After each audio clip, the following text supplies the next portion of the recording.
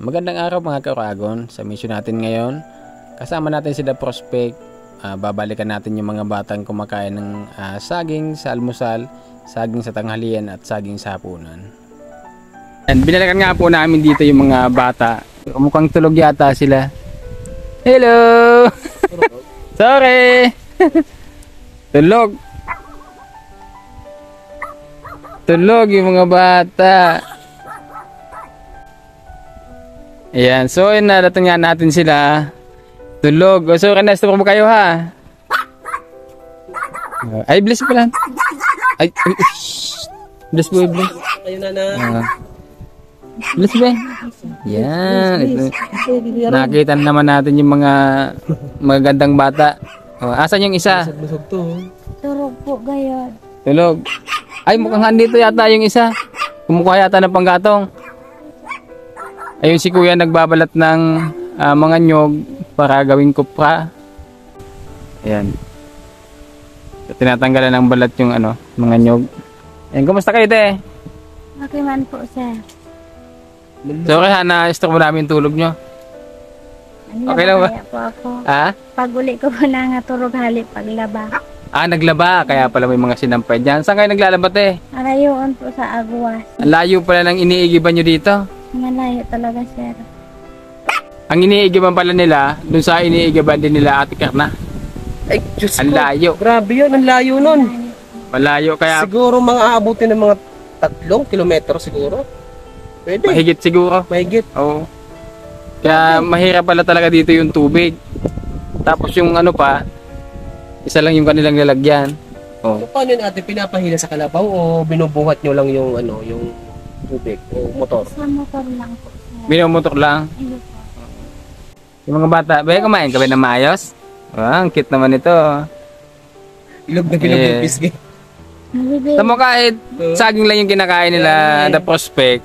Lulusog sila. Malulusog. Saka malinis. Kahit walang tubig. Di ba? So, Very good kayo ha. Ay, may dala pala kami ate. May dala kami ni The Prospect. Yeah, may dala tayo sa mga batang prutas. Tapos, ito ulam nila. Chokes to go! Baka naman! Sadan! May ulam kayo mamaya. May prutas, may orange dyan, tapos apple.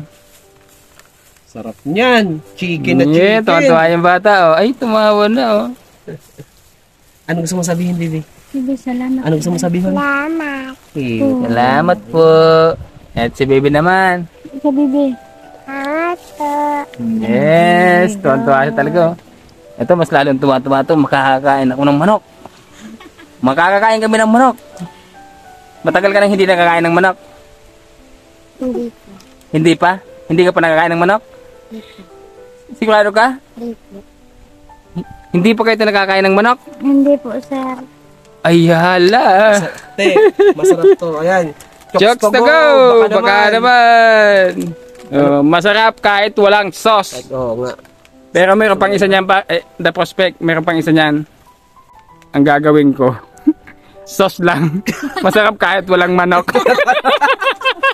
Bago yun. Ate, hawakan mo, te. Ulam niyo yan mamaya. Ito, may mga fruits kayo dito, oh.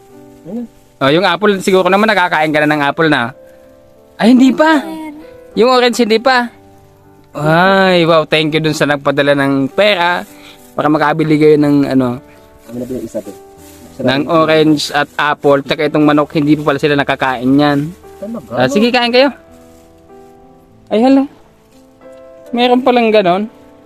Oo, sa kahirapan ng buhay po, yung mga bata, nagtitis na lang kung anong meron dyan, so yun na po yun. Anong pinaka-protas nyo dito, ate? Wala, sir. Siguro yung pinaka-protas nyo dito yung nyug na. Yung buko. Hindi po, sir. Yung talaga. Pag, makuha. Tapos, yun ang karakano ninda, sir. Yung prutas ninda talaga yung Ote, Ayan, at least, sa'yo din to. makain kayo. Ay, yung isa. Ay, meron na. Ano Di mo yan kaya. Uy, buti di sa mata. Di mo yan kaya. Hindi nga kaya ng bagyo to eh. Ikaw ba? Inuuntog mo yung sarili mo sa ano ah. Ito, tulog pa. Totoo Tulog? talaga yung ano. Ay, sino yung nakita ko doon na may hawak na ano, parang itak? Bako po siya. Pinsaninda. Kain na, kain na. Sino ni mo yan sa lagturog? Masiram yan, masiram. Ito na, baby, dali na. Tawag dyan, orange. Okay, pongkan. Na-star mo tuloy yung tulog niya. Masarap. Sarap. Dali. Ah, hindi mo yan makakagat kasi wala kang ngipin sa taas. Ano? Dali na. So, hindi sila sanay sa mga ganyang prutas. Like Kaya nga. apple, orange, grape siguro, di pa sila nakakatikim. Ano? Mas lalo na yun. Eh, Mas mahal yun. tayo nga, bihira makakain. Mahal yun eh. Kaya, so at least, ayan, nakakatikim sila ng mga ganito. Kaya maraming salamat sa sponsor na si Rorago na. God bless po sa inyo. Tayo may nagtanong po sa akin na di ba nakatira lang kayo dito, nakikitira lang kayo dito, bantay lang kayo dito. Okay lang daw ba na halimbawa hanapan kita ng lupa tapos lumipat kayo doon kung magkakuha tayo, okay lang sa inyo? Mas gusto ko po sir sa dire talaga. Kaya ayaw ko nang palaging nakikitira kami. Kahit saan naman natin, okay lang sa inyo. Po, sir. May alam pa akong isang lupa na dito lang din sa Kambalinadan. Yung katabing lupa ni Paingo. Binebenta daw Ano yun. na sinunay? Ano yun? Ilang beses ko na nakausap yung may-ari noon eh. Oo. Dati nung hinahanapan ko sila Ate Jezabel ng lupa, yung sana yung bibiling ko, kaso ayaw nila doon. Malapit ba yung tubig? Lapit sa tubig yun. Malapit-lapit yung sa tubig, tapos sa school. Din yung paligid doon. Oo. Pero malapit na sa tubig, malapit na sa school. Kasi yung sponsor natin, si Ma'am Gigi, Si Ma'am Gigi. oo, gusto kayong tulungan, pero gusto niya kayong patayuan ng bahay, pero maghahanap muna ako ng sponsor dun sa lupa. Kaya po dun sa mga viewers po natin na gusto pong tulungan sila ate, so hinihiling ni Ma'am Gigi na may mag-sponsor lang daw sa lupa, tapos mabili natin, tapos papatayuan ni Ma'am Gigi ng bahay. Kaya sana maraming tumulong sa inyo para makabili tayo ng lupa nyo. Matanong ko lang. Kaninong dede to? Hindi po sir. Grabe na pala yung ano nito. Ay, kala ko nilalaroan lang to. Hindi po sir, dede. Ano naman Didi talaga to. Walang gat. Ano to? Asukar po. Asukal tapos tubig lang? Diyos ko. Ay, kawawa naman si baby. Nasa kanya Ano po. ulit pangalan niya? Hindi po, rosemary po. Kabya ka ni Tito, karga.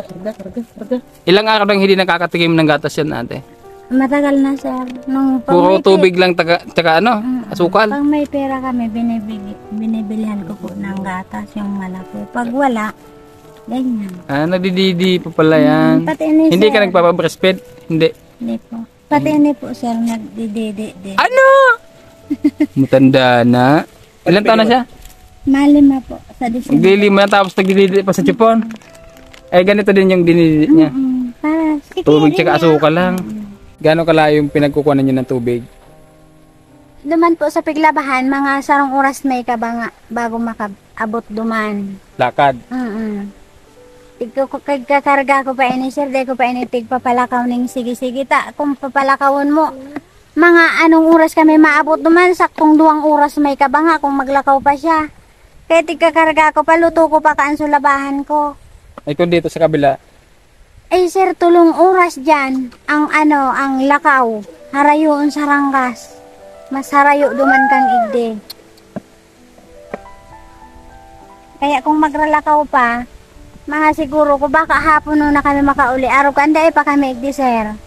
Harayo na maray. Ang layo ng pinag-iigiban nyo ng tubig, no? Yung pinaglalabahan.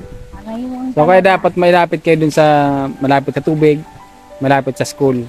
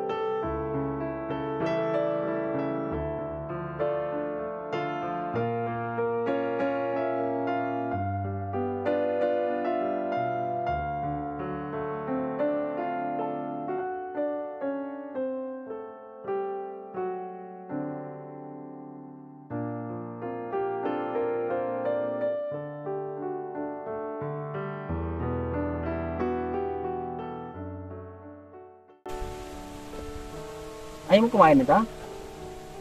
Ha?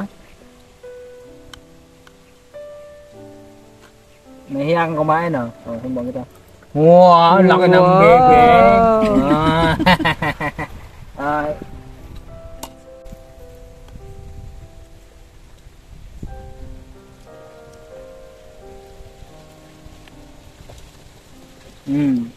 Ah. Gusto pala sinusubuan pa o pati buhok.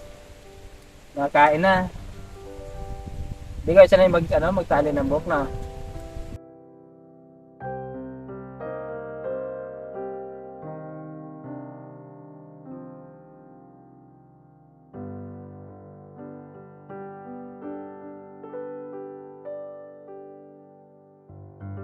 Salamat po sa nagtawsa mo ng prutas tapos sa manok. Salamat po.